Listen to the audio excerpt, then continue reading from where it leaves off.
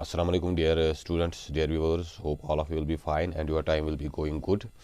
So today we are going to explain the textual questions of the lesson when you are old by W.B. Yeats. तो आज हम उसके textual question देखेंगे, उनको explain करने की कोशिश करेंगे। कल हमने उसकी जो समरी थी वो एक्सप्लेन की और उसकी जो टेक्स्ट है, पोएम है, वो भी हमने ऑलरेडी एक्सप्लेन की है, वो आप देख सकते हैं।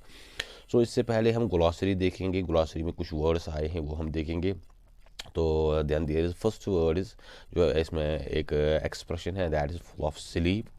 फुल ऑफ स्लीप जो यहाँ पे इस्तेमाल हुई हैं, ये एक पर्टिकुलर सेंस में इस्तेमाल हुई हैं। It is not, it doesn't mean that you are sleeping, it means approaching death. जो मौत आपके नज़दीक आ रही है और आप सोने जा रहे हो, that means the death is nearing, the death is approaching. जो मौत से पहले या बुढ़ापे में जो इंसान की हालत हो जाती है। Nodding by the fire, sitting by the fire side, जब आप वो कोई आग जलाए और उसके साथ में बैठकर अपने आप को वार्म रखने की, गर्म रखने की कोशिश करे, तो उसको नॉडिंग बाय द फायर कहते हैं। जब आपके साथ में कहीं पे वो अंगीठी आग की जल रही है और आप सो रहे हैं, तो to keep yourself warm, अपने आप को गर्म रखने के लिए, तो उस सेंस में भी ये इस्तेमाल होता है। एंड देन देयर इज़, और जो एक पर्टिकुलर सेंस में ये यहाँ पे इस्तेमाल हुई है।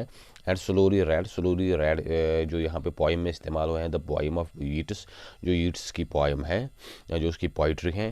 तो वो कह रहा है कि मैडगॉन से कि एक टाइम आएगा फिर आप मेरी ये पोइम्स बड़े आराम से पढ़ोगी, व्हेन यू आर ओल्ड, जब आप बूढ़ी हो जाओगी। तो यहाँ पे वो उस हिसाब से इस्तेमाल हुआ है। Moment of glad grace means when you are the time of youth, when the poet is beloved was very beautiful. वो वक्त जब इंसान जवान होता है, जब इंसान यंग या यूथ जो होता है उस स्टेज पे होता है। तो यहाँ पे ये इस सेंस में इस्तेमाल हुआ है कि जब ये मैडगॉन जो पोइट की बिलाउड थी, वो बड़ी जवान थी, बड़ी खूबसूरत थी और बड़ी चार्मिंग थी। तो वो टाइम जो शायर उसको याद कराने, उसको फिर याद आएगा वन शी टर्न ओल्ड, जब वो बूढ़ी हो जाएगी।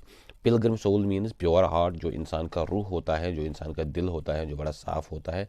सोल ऑफ मैडगॉन, यहाँ पे ये पॉइंट जो है वो मैडगॉन का जो सोल है या जो उसका हार्ट है उसकी तरफ इशारा कर रहा है कि मैंने उससे प्यार किया था। I have loved your pilgrim soul, your pure heart. Then there is glowing bars means a fireplace, जहाँ पे वो जो अंगारे हैं, कहीं पे कोई आग जलाई गई है और वो फिर वो अंगारे हैं या वो आग बड़ी शिद्दत से जल रही है। दैट मीन्स ग्लोइंग बार्स, वो बड़े बड़े चमकीले होते हैं, वो आग के जो लपटे होते हैं। Then there is murmur means speak softly, बड़ी मध्यम आवाज़, बड़ी धीरे से कोई चीज़ बोलना, बड़ी खामोशी से कोई चीज़ बोलना, उसको अंग्रेज़ी में मरमर कहते हैं, उर्दू में इसको बड़बड़ाना कहते हैं। So these are some of the words that have been used in this very poem. तो इसके बाद जो टेक्सचुअल क्वेश्चन है, how is the journey from youth to old age described in the poem. इस पोएम में जो शायर ने मैडगॉन की जो यूथ और फिर उसकी ओल्ड एज, उसका जिक्र कैसे किया है, कैसे उसको डिस्क्राइब करने की कोशिश की है। तो ये क्वेश्चन जो है ये यहाँ पे हैं। The journey from youth to old age described in the poem is full of ups and downs. असल में शायर ये कहना चाहता है कि जो इंसान का बचपन होता है और जो उसकी जवानी होती है, ये अप्स और डाउन से भरी हुई होती हैं। तो इंसान को काफ़ी इसमें स्टेजेस से गुजरना पड़ता है। यूथ इस टाइम ऑफ जॉय, जो जवानी होती है वो खासकर जो वो खुशी का टाइम होता है, लव या स्ट्रेंथ का, पूरा इंसान एक पीक पे होता है, एक अरूज की तरफ जा रहा होता है। Life seems to be sweet and charming. इस स्टेज में इंसान को अपनी ये जो उम्र होती है, अपना जो ये टाइम है, ये बड़ा खूबसूरत लगता है, बड़ा चार्मिंग लगता है, बड़ा स्वीट लगता है। We have all around admirers and lovers but with the passage of time they all disappear vanish. उस टाइम हमको बहुत सारे चाहने वाले, बहुत सारे प्यार करने वाले, बहुत सारे एडमायरर्स मानने वाले होते हैं जब आप जवानी में होते हो, but with the passage of time, लेकिन जैसे जैसे वक्त गुजरता है, दे ऑल डिसअपीयर वैनिश, वो सब लोग गायब हो जाते हैं जो आप की तरफ जो अट्रैक्ट होते हैं या आपको जो एक्नॉलेज करते हैं। क्योंकि अब आप में वक्त के साथ साथ जब आप बुढ़ापे की तरफ जाते हो, आप में वो चार्म या वो एक जोश जज्बा या वो एक खूबसूरती नहीं रहती। When we enter the old age we lose strength. खासकर जब हम बुढ़ापे में दाखिल होते हैं, सबसे पहली जो चीज़ होती है हमारी जो स्ट्रेंथ होती हैं, जिस्मानी ताकत होती हैं, वो कम होना शुरू होती हैं, डिसइंटेग्रेट होना शुरू होती है।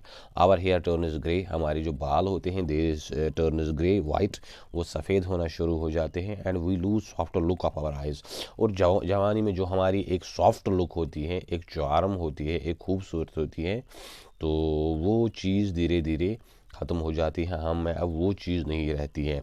We feel sleepy and the life seems to be listless, बुढ़ापे में हम वो स्लीपी महसूस करते हैं, अब वो फ्रेशनेस, वो चार्म या वो वाइब्रेंसी हम में नहीं रहती। Life seems to be listless, और जो ज़िंदगी होती है वो बिल्कुल वो बेमानी सी बन जाती हैं, उसमें वो इमोशंस, विदाउट इमोशंस एंड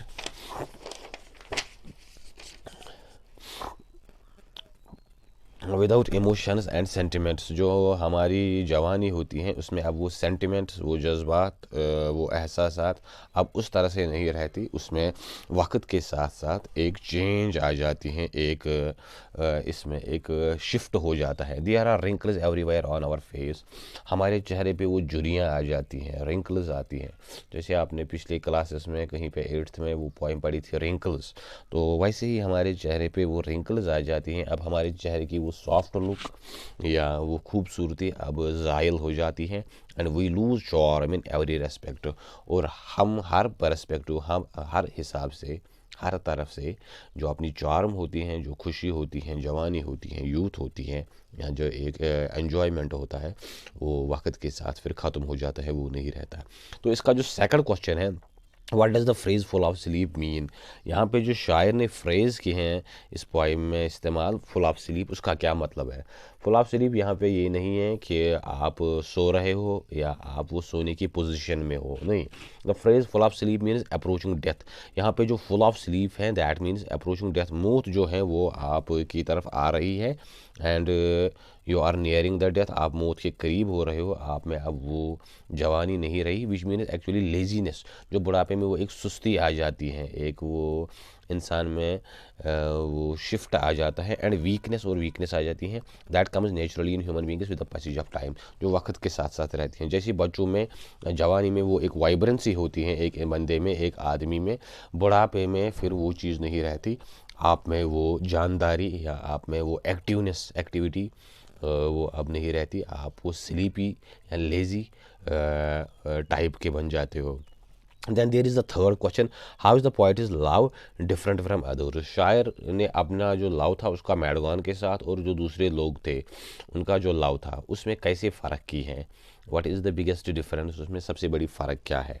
सबसे बड़ी चीज़ ये है, the poet's love is different from those who also loved his beloved in a way that his love is not based on Madagon's youthful charms and external beauty, but his love for her is based on spirituality। जो शायर यहाँ पे कह रहा है, what is the biggest difference between his love and the love that others have with his beloved is that based on the spirituality। दूसरे लोगों ने जो मैडगॉन के साथ प्यार किया था वो उसकी फिजिकल चार्म्स, उसकी ज़ाहिरी खूबसूरती, उसकी जिस्मानी बनावट, उसके रंग रूप के साथ किया था, but our poet has his love for her based on spirituality. लेकिन हमारे शायर ने जो उसके साथ प्यार किया था वो स्पिरिचुअलिटी पे बेस्ड था, वो रूहानियत पे बेस्ड था, उसमें कोई वो बॉडीली या जो आउटर अपीयरेंस होती हैं तो वो चीज़ उसमें नहीं थी, वो फिज़िकल अट्रैक्टनेस वो उसमें नहीं थी। Is based on spirituality and with his heart his love is for reaching, उसका जो लव था वो फॉर रीचिंग था, वो फॉर टाइम बीइंग नहीं था कि आप जवान हो तभी आपसे प्यार करेंगे। And love is her soul heart from the core of his heart, शायर कह रहा है कि मैं अपने दिल की गहराइयों से, आपकी दिल की गहराइयों के साथ प्यार करता हूँ। वाइल एज अदर्स लव्ड है यूथफुल चार्म्स, बाकी लोग जो मैडगान की चार्म या उसकी जो खूबसूरती, उसकी जो ज़ाहिरी वज़ाक़त, जिस्मानी बनावट, उसके साथ प्यार करते थे, and beauty of her face, और जो उसकी चेहरे की खूबसूरती थी, चेहरे की बनावट थी, दे all disappear with the passage of time, उनका जो प्यार था वो वक्त के साथ साथ ख़त्म हो गया, क्योंकि मैडगॉन की भी जो फिजिकल ब्यूटी थी वो भी नहीं रही। And only the point is love is prove true and constant unchanged, सिर्फ हमारा जो पॉइंट था यीटस, तो उस सिर्फ वही था जिसका जो प्यार था वो वक्त के साथ साथ स्टैंड रहा और वो कभी चेंज नहीं हुआ, क्योंकि उसका जो प्यार था वो उसके रूह के साथ था। फिज़िकल जो वो एक अट्रैक्टिवनेस होती है वो ज़्यादा देर तक नहीं चलती, वो ख़त्म हो जाती है। Then there is the fourth question, what is Madagon reminded of in the poem। मैडगान को शायर क्या चीज़ याद कराने की कोशिश कर रहा है, शायर उसको किस चीज़ की तरफ ध्यान देने की कोशिश करा रहा है। In the poem Maud Gonne is the poet's beloved is reminder of the day when she will become old. शायर जो मैडगॉन को याद कराने की कोशिश कर रहा है वो ये चीज़ है, when she will turn old, जब वो बूढ़ी हो जाएगी, जब उसमें वो जवानी और वो खूबसूरती डल जाएगी। Her hair will turn grey, उसके बाल सफ़ेद होना शुरू हो जाएंगे। She will lose soft look for eyes, उसके जो आँखों की वो एक जो सॉफ्ट लुक होती हैं, जो खासकर लड़कियों में होती हैं, वो ख़त्म हो जाएगी। एंड विल फील स्लीपी, और वो बिल्कुल वो वीक स्लीपी और एक लेजीनेस उसमें आ जाएगी, उसमें वो चीज़ नहीं रहेगी जो जवानी में थी। Those who loved her youthful charms and the external beauty would have all gone, वो लोग जो उन्होंने उसकी खूबसूरती के साथ प्यार किया था, उसकी जो ज़ाहिरी खूबसूरती थी या जवानी के साथ प्यार किया था, तो वो सब गायब हो जाएंगे, वो सब चले जाएंगे। The poet's book of poems will then remind her worth value of his true love for her in her old age whose love is constant and undying. उस टाइम उसको शायर का प्यार याद आ जाएगा, क्योंकि शायर ने जो उसके साथ प्यार किया था वो कॉन्स्टेंट था, उसमें कोई वो फिज़िकलिटी या टाइम बीइंग नहीं था किसी मखसूस टाइम के लिए, और अनडाइंग था, वो कभी ख़त्म नहीं होगा, क्योंकि शायर ने उसकी रूह, उसके दिल के साथ प्यार किया था। जबकि दूसरे लोगों ने सिर्फ उसकी ज़ाहिरी खूबसूरती और उसकी जिस्मानी बनावट से प्यार किया था, जो बॉडीली लव होता है। तो then there is the fifth question, but one man loved the pilgrim soul in you. ये इसका क्या मतलब है कि सिर्फ एक आदमी था जिसने आपकी रूह के साथ प्यार किया था, जो आपकी रूह के साथ अटैच हुआ था, एक अट्रैक्शन हुई थी with your soul, with your inner heart. Explain, हमको इसकी वजाहत देनी है, we have to explain this question. So इसका जो आंसर है वो इस तरह है, but one man loved the pilgrim soul in you, सिर्फ एक आदमी ऐसा था, एक बंदा ऐसा था जिसने आपकी रूह के साथ प्यार किया था। Which that comes in the second quatrain, ये दूसरे क्वार्टरन में आता है, जो पोइम है उसके दूसरे स्टंजा जो है या क्वार्टरन है। क्वार्टरन मीन्स जो चार चार लाइनों की वो एक बंद होता है, मिसरा होता है। इन विलियम बटलर पोइम, जो विलियम बटलर की पोइम है, when you are old, when you are old जो है, जो उसने मैडगॉन को एड्रेस की है, has a vast and deep meaning in the light of true lovers. जो ट्रू लवर्स होते हैं, जिनका इश्क हकीकी होता है, तो उसके हिसाब से इसका एक बड़ा गहरा मीनिंग बनता है। When the poet is beloved Maud Gonne was in her prime youth, जब जो पोइट की जो बिलाउड थी मैडगॉन, वो अपने पीक पे थी, जवानी में थी। She was having so many lovers, उसके बड़े चाहने वाले थे, प्यार करने वाले थे। Among whom the poet was one, उनमें से एक हमारा शायर विलियम बटलर यीट्स भी था। All except the poet loved her physical charms and external beauty, सिवाय हमारे शायर के जो दूसरे लोग थे, उन्होंने खाली उसकी जो फिजिकल चार्म्स, ज़ाहिरी खूबसूरती, जिस्मानी खूबसूरती, एंड एक्सटर्नल ब्यूटी, और जो ज़ाहिरी एक वजह का तो होता है, आपकी एक आउट वर्ड जो ब्यूटी होती है, उसके साथ ही प्यार किया था।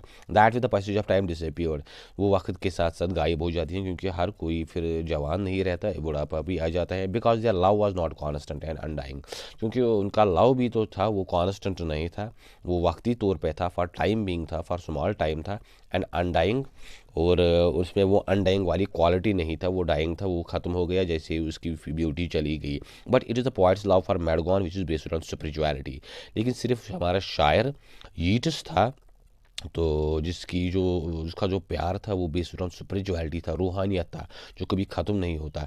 His loves pure, he loves pure soul heart from the bottom of his heart, उसका जो लव था मैडगॉन के साथ, तो उसके रूह के साथ था, और शायर के अपने दिल या अपनी रूह के साथ वो चीज़ जुड़ी हुई थी। And his love is unchanging, और वो लव जो है वो ज़्यादा वो चीज़ नहीं होता। जैसे रूमी ने कहा कि अगर आप, मौलाना रूमी ने किसी के साथ, उसका जो only the beauty of heart will last for ever, सिर्फ दिल की खूबसूरती होती है या रूह की खूबसूरती वो हमेशा रहती है, बाकी खूबसूरतियाँ ख़त्म हो जाती हैं। तो वैसे ही यहाँ पे जो शायर की खूबसूरती थी वो दिल की थी, या प्यार उसका जो दिल के साथ था, तो वो कभी ख़त्म नहीं होगा। And love is unchanging and undying, और वो जो लव होता है वो अनचेंजिंग होता है या अनडाइंग, वो चीज़ ख़त्म नहीं होती। He not only loves her youthful charms but her every stage of life, जो हमारा शायर था वो खाली उसकी जिस्म के साथ या उसके ज़ाहिर के साथ ही प्यार नहीं करता था, बट हर यूथफुल चार्म्स, तो नॉट बट एवरी शायर जो था वो हमारा, वो खाली उसकी यूथफुल चार्म्स के साथ ही प्यार नहीं करता था, उसकी जवानी के साथ या खूबसूरती के साथ, but her every stage of life when sorrow and grief downs upon her face. लेकिन जो शायर था उसका प्यार तब भी था जब आप पे बुढ़ापा तारी हो जाएगा, when this Maud Gonne turn old and when there is wrinkles on her face and when she no longer will be beautiful. लेकिन हमारे शायर का प्यार तब भी था जब वो बिल्कुल बूढ़ी हो गई थी और जब उसमें वो खूबसूरती और वो दूसरी चीज़ें नहीं रही थी। So that is what it means but one man loved the pilgrim soul in you. तो जो ये एक यहाँ पे एक्सप्रेशन इस्तेमाल हुई है तो इसका यही माने बनता है कि शायर का जो प्यार था वो सोल के साथ जुड़ा हुआ था, हार्ट के साथ था, ना कि सिर्फ एक्सटर्नल ब्यूटी के साथ जो वक्त के साथ ख़त्म हो जाती है। Right A short paragraph of 150 and 200 words on the emotions portrayed in the poem। इस poem में जो emotions portray किए गए हैं तो हमको उनके एक पैसेज लिखना है। यह हम इंशाल्लाह अगले वीडियो में देखेंगे, क्योंकि ये वीडियो काफ़ी लंबा हो रहा है, काफ़ी टाइम इसमें चला जाएगा तो ये ज़्यादा इंटरेस्टिंग नहीं रहता। और जो इसके लिटरेरी डिवाइसेस हैं वो भी हम इंशाल्लाह अगले वीडियो में देखेंगे। बाकी आप चैनल को शेयर करें, सब्सक्राइब करें और व्यू दें, बेल आइकन पे बटन दबाएं। I wish you all the best. Have a very great day ahead. Thank you.